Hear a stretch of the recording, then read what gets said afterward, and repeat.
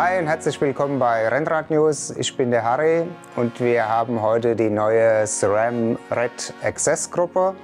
Es ist soweit, SRAM hat die Gruppe komplett erneuert, nach fast 5 Jahren Dauer. Jeder hat darauf gewartet und in diesem Video zeigen wir euch, was alles geändert wurde und was die neue SRAM Red Access kann oder auch nicht kann.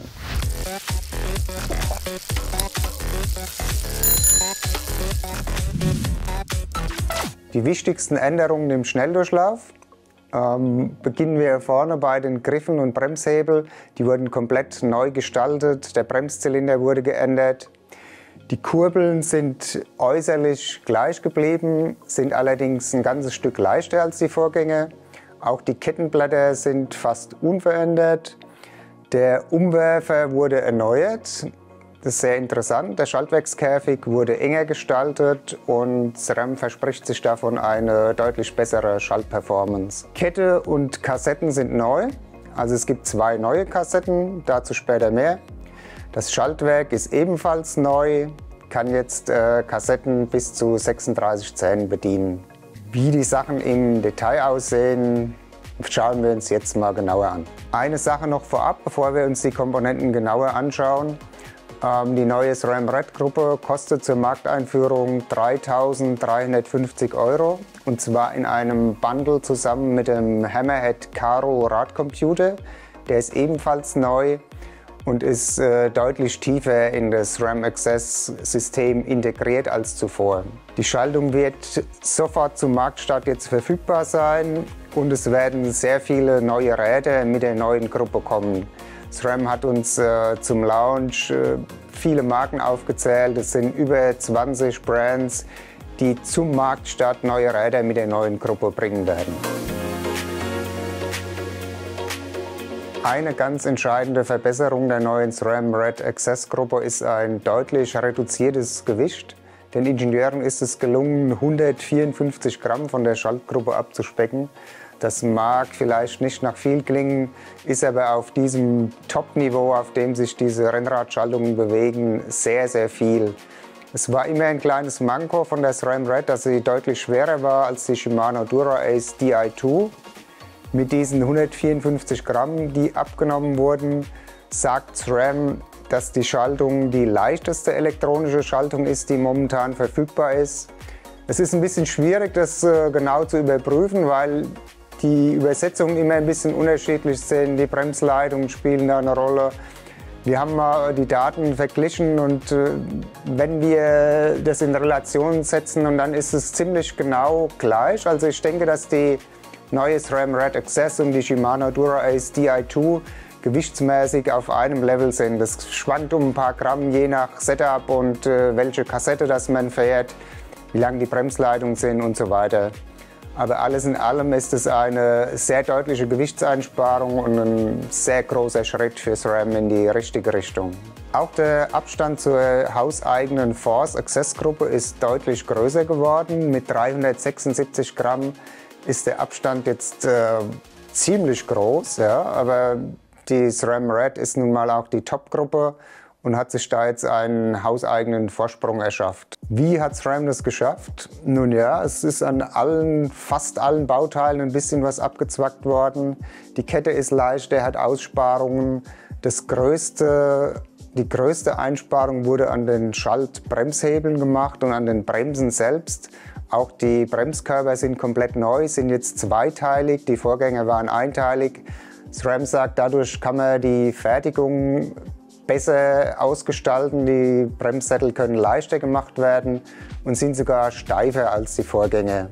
Auch die Kurbeln wurden ein Stück erleichtert, ich hatte es schon mal kurz erwähnt.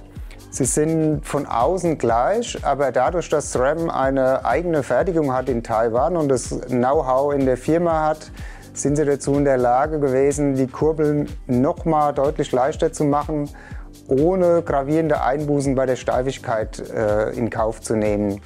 Die Kurbeln sind wohl minimal weniger steif als die Vorgänger, aber das Verhältnis von Steifigkeit und Gewicht ist deutlich besser als beim Vorgänger und soll eines der besten überhaupt am Markt sein.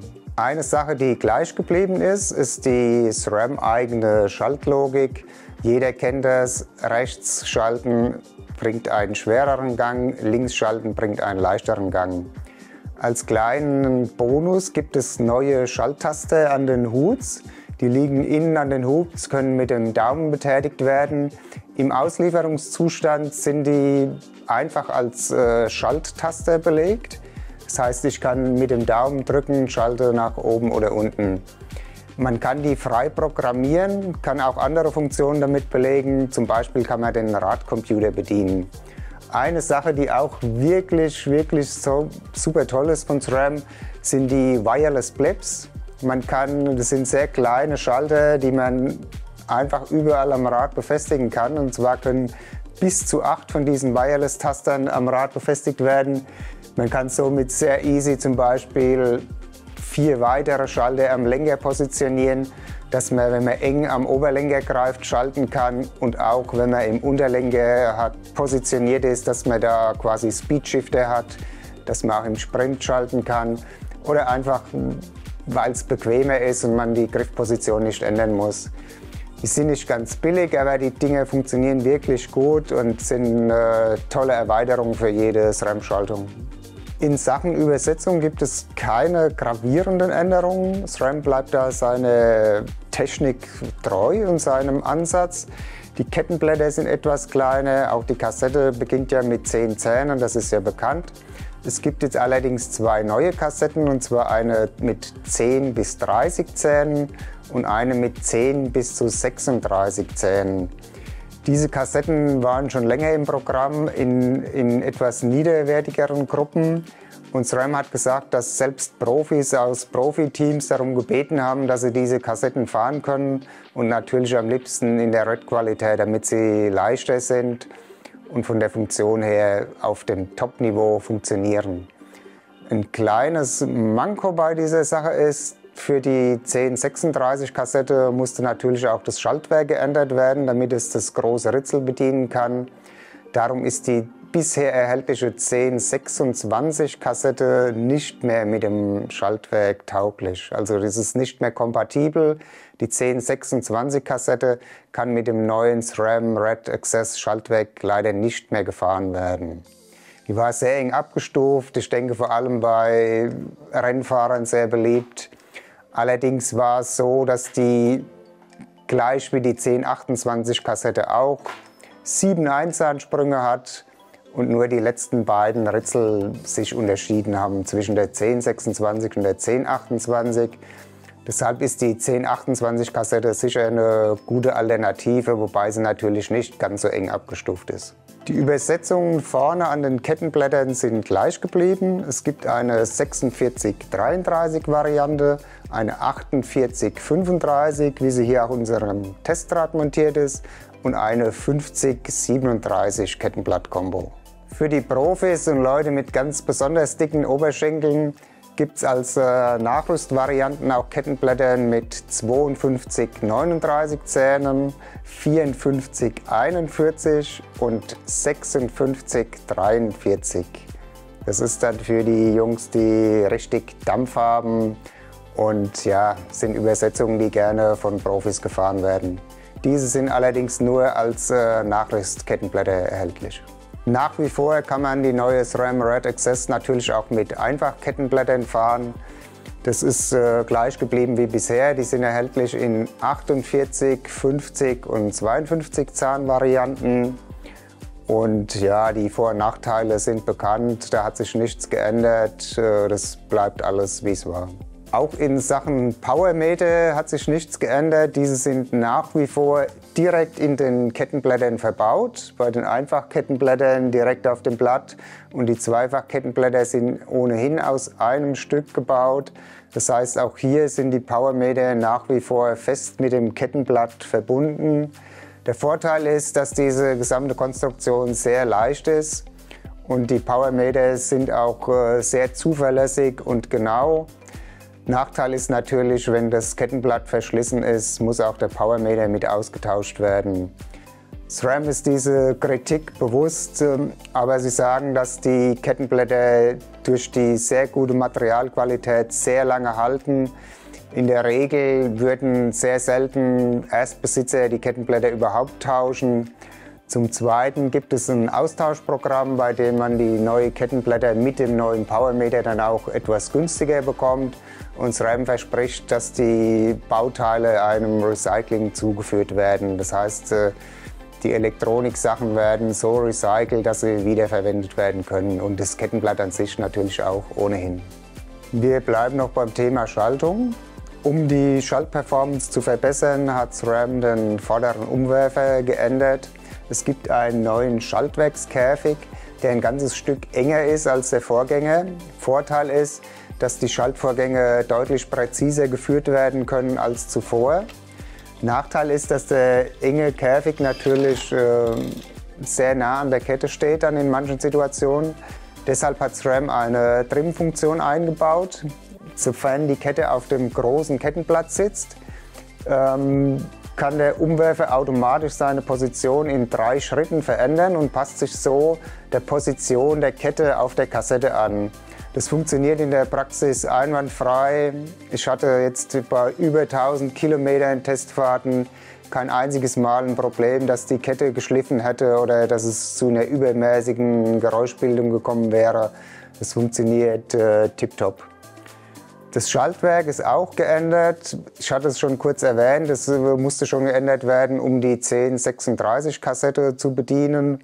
Ansonsten hat sich dort nichts Gravierendes geändert. Das große Schaltröllchen ist neu, ist etwas größer und hat ein Keramiklager. Es soll die Performance verbessern, aber SRAM hat selbst eingeräumt auf Nachfrage, dass dies eher im Bereich Marginal Gains einzuordnen wäre, also dass es kleine Vorteile sind. Aber man hat das gemacht, um auch die Optik ein bisschen aufzufrischen. Und ja, letztendlich bringt es natürlich schon einen gewissen Performance-Zuwachs. Die Schaltung hinten funktioniert super gut. Es hat sich da wenig geändert. Es gab auch wenig Bedarf, da etwas zu ändern. Die Schaltvorgänge gehen knackig, flüssig. Es funktioniert schnell. Man kann mehrere Gänge überspringen, indem man auf den Taster einfach drauf bleibt. Also da gibt es einfach wenig zu berichten, weil es schlicht und ergreifend super funktioniert. Eine der gravierendsten Änderungen an der neuen SRAM Red Access sind komplett neue Hoods, also die Bremsschalthebel wurden komplett neu gezeichnet, und zwar die Griffkörper selbst und auch die Bremshebel. Die Griffkörper sind etwas länger geworden, die Hoods stehen ein bisschen schräger nach vorne, nicht mehr so senkrecht nach oben, sind auch in meinen Augen etwas gefälliger gezeichnet. Es sieht etwas frischer, schöner aus und greift sich auch ganz wunderbar. Die neuen Bremshebel sind etwas mehr geschwungen als die Vorgänger und seitlich nach außen gewölbt ein Stück.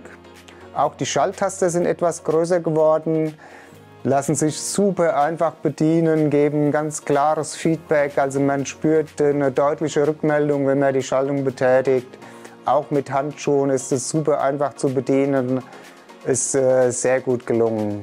Die Position der Bremshebel lässt sich sehr einfach einstellen. Man kann die Griffweite einstellen und auch den Druckpunkt. Die SRAM Red ist damit die letzte Gruppe bei SRAM, die diese beiden Einstellungen noch anbietet. Ob es wieder in die anderen Gruppen kommt, ist noch offen. Da haben wir keine Informationen dazu bekommen. Durch die neue Form der Bremshebel und ihre Position hat SRAM die Bremskräfte deutlich reduzieren können. SRAM sagt, dass beim Bremsen aus den Hoods die Bremskraft nur noch 1/5 so hoch ist wie zuvor. Also man muss nur noch 1/5 der Kraft aufbringen, die man zuvor aufbringen musste. Wenn man aus dem Unterlenker greift, konnte die Bremskraft, also die Kraft, die man aufbringen muss, um 2/3 reduziert werden. Das sind theoretische Werte. Ich kann aus der Praxis berichten, dass das für mich sehr wahrscheinlich richtig ist, weil die Bremse super easy zu bedienen ist. Gerade in den Hoods, wenn man nur mit einem Finger bremst. Ich bremse sehr gern aus den Hoods mit dem Zeigefinger nur. Da ist der Hebel sehr, sehr kurz, den man an den Bremshebel anlegt, quasi, weil man sehr weit oben ist. Und auch hier lässt sich die Bremse ganz wunderbar einfach und sehr genau dosieren. Man kann mit einem Finger die Bremse am Hinterrad leicht zum Blockieren bringen, aber in einer sehr kontrollierten Art und Weise. Auch beim Bremsen aus dem Unterlenker ist die Dosierung extrem gut. Also SRAM hat hier einen super guten Job gemacht. Die Bremse lässt sich wirklich sehr, sehr, sehr fein bedienen. Man hat das Gefühl, dass man eine direkte Verbindung zum Bremssattel hat. Es ist wirklich intuitiv und sehr einfach zu bremsen. Dadurch hat man sehr viel Sicherheit auf Abfahrten. Man kann Kurven sehr genau und dosiert anbremsen, weil man eine sehr gute Verbindung zur Bremse hat und spürt, was passiert. Also das ist wirklich ein super tolles Gefühl. Und ich würde sagen, dass das ganz sicher einer der allerbesten Rennradbremsen ist, die momentan am Markt erhältlich ist. Die Schaltung funktioniert auch wunderbar. Der vordere Umwerfer funktioniert meiner Meinung nach deutlich besser als zuvor. Es gab ja hin und wieder Probleme mit dem Umwerfer. Es ist bekannt, dass es an einigen Rädern immer mal wieder zu Kettenabwürfen kam. Manche Leute hatten überhaupt keine Probleme damit, bei manchen ist es immer wieder aufgetreten. SRAM will das mit dem neuen Umwerfer behoben haben, durch diesen engeren Schaltkäfig, den ich angesprochen hatte. Und in der Praxis scheint sich das auch zu bestätigen. Die Schaltvorgänge sind sehr sauber, sehr kontrolliert. Ich habe die Schaltung wirklich, wie soll ich sagen, auch in ungünstigen Situationen benutzt, habe aus wilden Konstellationen geschaltet und es hat immer sehr gut funktioniert. Der Umwerfer hat die Kette immer sowohl nach unten als auch nach oben schnell und zuverlässig geschaltet. Es gab allerdings eine einzige Situation, wo die Kette nach innen abgeworfen wurde. Das war ich bin schnell in den Anstieg reingefahren und habe auch eine recht hohe Trittfrequenz gehabt und habe dann ein bisschen ins Leere getreten. Zur Ehrenrettung von SRAM muss ich sagen, dass das fast schon provoziert war und dass man sowas eher in der Praxis nicht macht. Ich habe da meinen Testerjob sehr ernst genommen. Möchte das aber nicht überbewerten. Ich bin, wie gesagt, über 1000 Kilometer damit gefahren und der Umwerfer macht mir einen deutlich verbesserten Eindruck. Also die Performance war im gesamten Test, bis auf diese einzige Ausnahme, wirklich sehr gut. Und ich denke, da ist es eine deutliche Verbesserung zum Vorgänger. Noch ein Wort zur Übersetzung. Auf unserem Testrad war vorne die 4835 Kettenblatt-Kombo und hinten die 1033 Kassette. Das ist eine sehr schöne Kombination, die eine sehr hohe Bandbreite bringt. Man ist damit zumindest im Mittelgebirge super aufgestellt. Ich würde sogar sagen, fitte Menschen sind damit auch in den Bergen sehr gut bedient. Das einzige Manko ist natürlich, dass diese Kassette das 16er Ritzel nicht hat. Also die hat einen Eingangssprung weniger als die 1028 Kassette. Mir ist es ziemlich oft aufgefallen, weil wenn ich im Flachen fahre, dann bin ich genau in diesem Tempo unterwegs, wo ich sehr oft in diesem Bereich schalte. Und da hat mir das 16er Ritzel schon gefehlt. Wenn man das einmal hatte, ist es natürlich sehr angenehm. Man weiß, dass die Gangsprünge sehr klein sind. Und hier fehlt das. Das heißt, man schaltet von 15 auf 17 und hat da doch einen relativ großen Sprung. Aber das ist natürlich auf sehr hohem Niveau gejammert. Aber ich wollte das schon mal erwähnen. Für mich persönlich wäre die 1028 Kassette die bessere Wahl. Aber ich denke, mit den neuen Angeboten hat SRAM sich da gut aufgestellt und jeder findet sicher seine passende Übersetzung. Auch die neue 1036 Kassette ist sicher eine sehr tolle Alternative für jemanden, der in den Bergen wohnt oder der einfach keine Lust hat, bergauf sich jedes Mal doll zu verausgaben. Was ziemlich interessant ist, ist, dass SRAM zusammen mit der neuen Red-Gruppe den neuen Hammerhead Karo Radcomputer verkauft, und zwar in einem Bundle. Zum Marktstart wird es die neue Gruppe nur zusammen mit dem Hammerhead Karo Computer geben. Die Besonderheit daran ist, dass der sehr tief in das System eingebunden ist. Er connectet sich mit der SRAM Access App. An der hat sich nichts Gravierendes geändert. Die zeigt nach wie vor sehr viele Details an von den Fahrten. Es gibt dort nicht nur Powerwerte, sondern auch Auswertungen, mit welchen Gängen man gefahren ist, wie lange, wie viel Watt man in jedem Gang getreten hat. Das ist ein tolles Tool, um zum Beispiel zu checken, ob die Übersetzung gut zum eigenen Profil passt oder ob man manche Gänge zum Beispiel so gut wie nie benutzt. Das Besondere an dem Hammerhead Karo ist, dass der auch die Programmierung der SRAM Access übernehmen kann. Das heißt, man könnte unterwegs zum Beispiel die Blips am Lenker anders belegen oder könnte die Bonus-Buttons an den Hoods anders belegen. Das heißt, man kann damit zum Beispiel den Computer steuern oder Schaltvorgänge vornehmen. Und dieser Hammerhead-Computer ist sehr gut vernetzt mit der SRAM Access Gruppe. Er zeigt auch, ist sehr einfach zu connecten. Man kann dann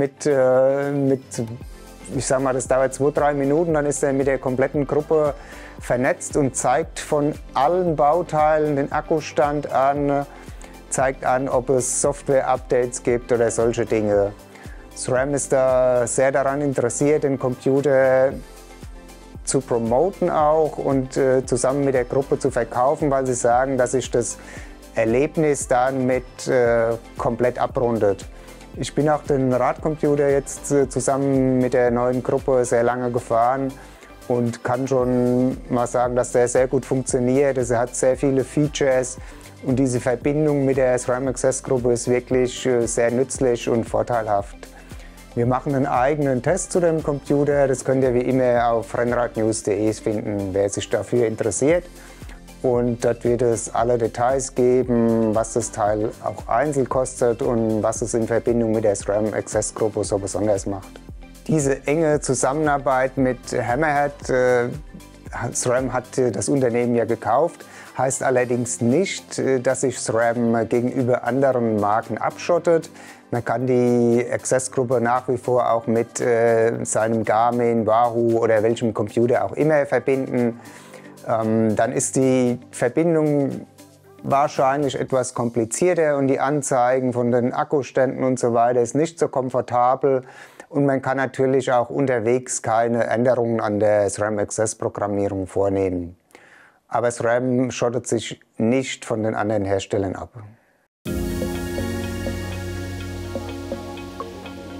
Wie ist mein Fazit nach über 1000 Kilometern mit der neuen SRAM Red Access? Sehr positiv. SRAM ist es gelungen, die Schaltperformance zu verbessern. Die Bremsen sind auf wirklich superbem Niveau. Die Gruppe ist 154 Gramm leichter als der Vorgänger. Der Preis klingt mit 3.350 € zwar hoch, aber ich denke, die Marktpreise werden sich auf dem Niveau einpendeln, auf dem auch der Vorgänger war. Alles in allem ist das ein absolutes Top-Paket, mit dem SRAM Jagd auf den Titel der besten Schaltung der Welt machen kann. Ich hoffe, ich konnte euch alle Informationen zur neuen SRAM Red Access Gruppe vermitteln und euch meine Fahreindrücke von der neuen Gruppe schildern. Wer noch mehr wissen will, wer jedes Detail nachlesen möchte, findet einen sehr umfangreichen Test auf rennradnews.de. Dort wird es auch einen Test des neuen Hammerhead Karo geben und einen Artikel zu den neuen ZIP-Reifen. Ansonsten bedanke ich mich fürs Zuschauen. Wenn es euch gefallen hat, lasst gerne einen Daumen da und bis zum nächsten Mal. Ciao!